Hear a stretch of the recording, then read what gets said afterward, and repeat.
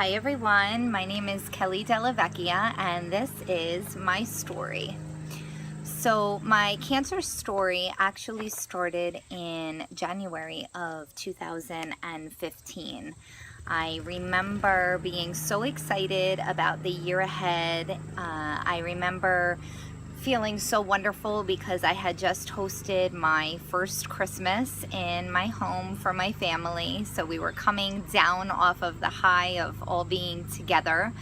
And I had been feeling a really bad pain in my chest. And I looked in the mirror one day and I noticed that I had a huge lump in my neck. And that started this spiral of what cancer is, and my life and my family now having been diagnosed with Hodgkin's lymphoma.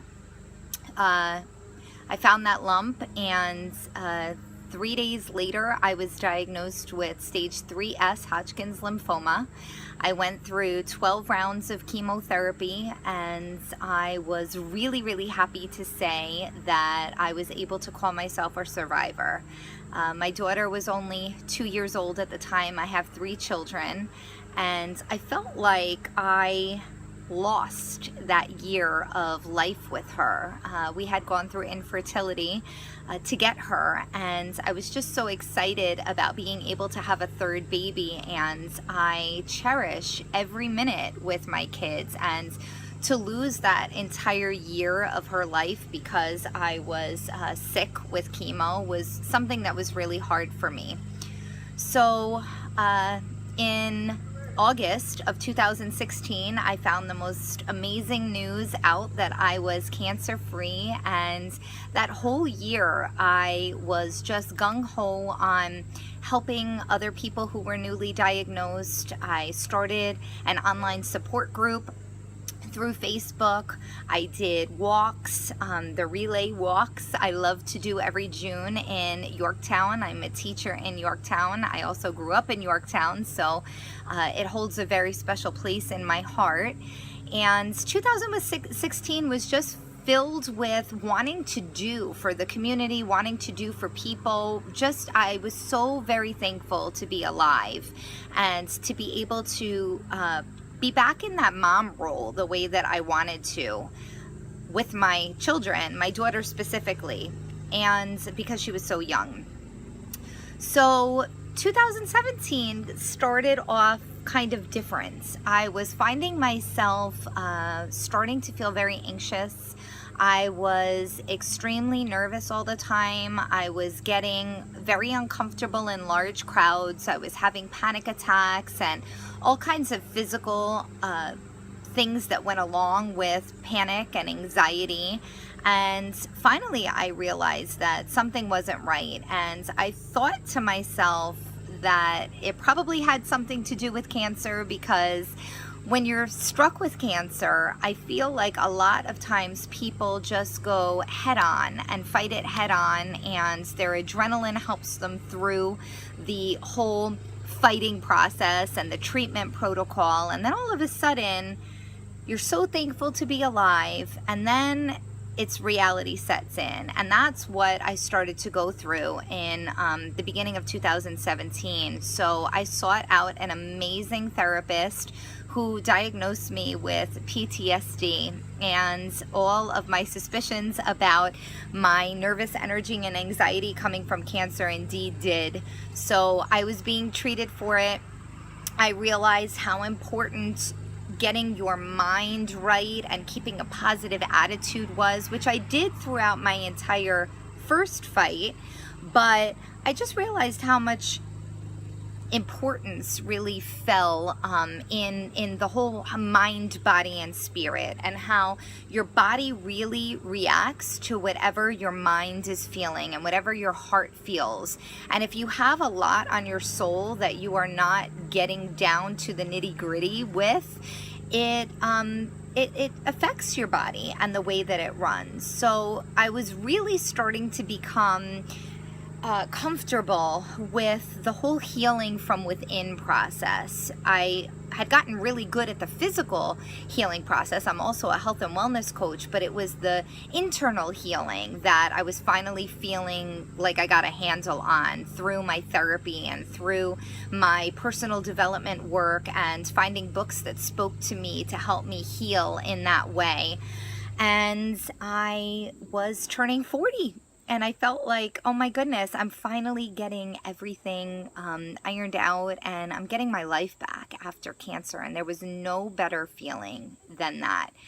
And I was going to be turning 40 August 5th, 2017. And I decided to throw a huge party for myself in celebration. And for whatever reason, we decided to do the party a week before my birthday. And I had gotten a script to get a mammogram done. I had always had benign tumors on my breasts, so I was going every 6 months, and I was very closely monitored by my doctors. But I was assured that since they were benign, the likelihood of me having breast cancer was slim to none. So July 18th of 2017, I was preparing for my birthday party. I was so excited. I was having a DJ. I love to dance, and all of the people that were so very close to me, I was just excited about having in the same room as me, and I just wanted to dance the night away. And I was looking at this script for this mammogram and this ultrasound, and I said, you know what, I better get it over with now because then I can really enjoy my birthday month, which is August. So I went in for a routine mammogram and ultrasound, which I had been doing every 6 months, and nothing was picked up. And for some reason, the radiologist said, you know what, I want to do a risk assessment on you. You know, you had Hodgkin's lymphoma, you have very dense breasts. I want to do a risk assessment on you and see where you fall.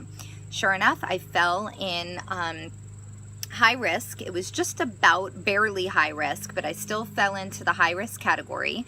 So he said, I want to do an MRI. So he did an MRI, and through the MRI, he showed me pictures of what my MRI images looked like, and something just didn't sit well with me. I knew something was wrong by the way that he was reacting. He wasn't really giving me any straight answers. He kept saying, well, let's wait for these results. Let's wait for those results. So I had my birthday party, and I had the most amazing night of my life. I never felt healthier. I never felt more vibrant. I never felt more alive.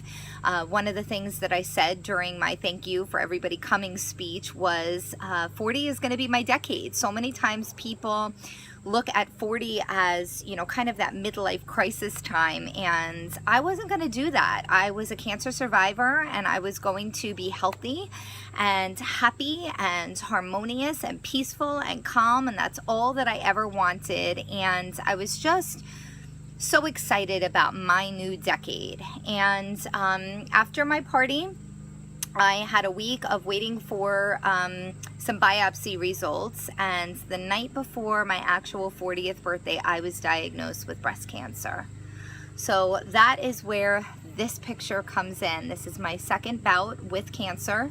I had Hodgkin's lymphoma, stage 3S. This time around, I had ductal carcinoma. I had spots of stage 0 and stage 1.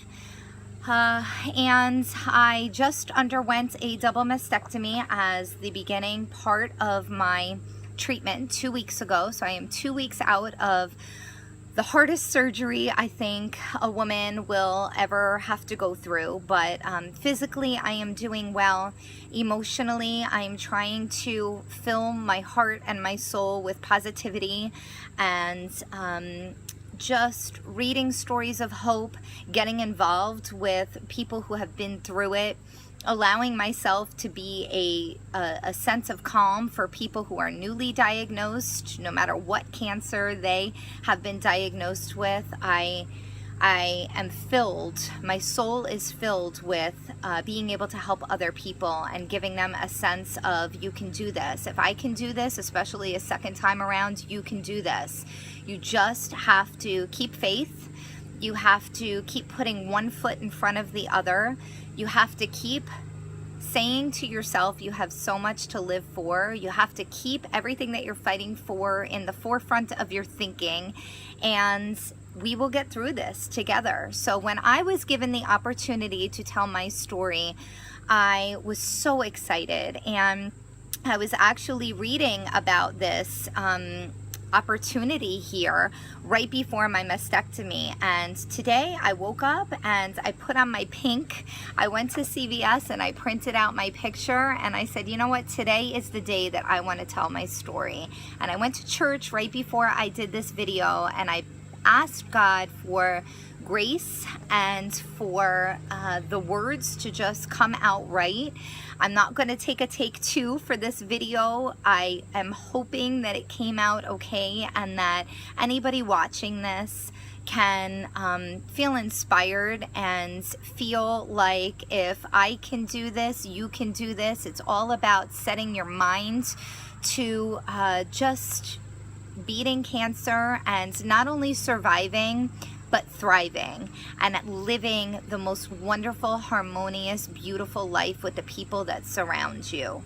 And I want to leave off by just sharing with you this quote that I have said to myself time and time again, and it's often in the darkest nights that you see the brightest stars. And I truly feel like cancer has brought me some of the darkest times of my life, but has also opened up my eyes to the beauty of how many amazing people surrounds me every single day. And for that, I have hope, and I hope you have the same. So again, this is my story.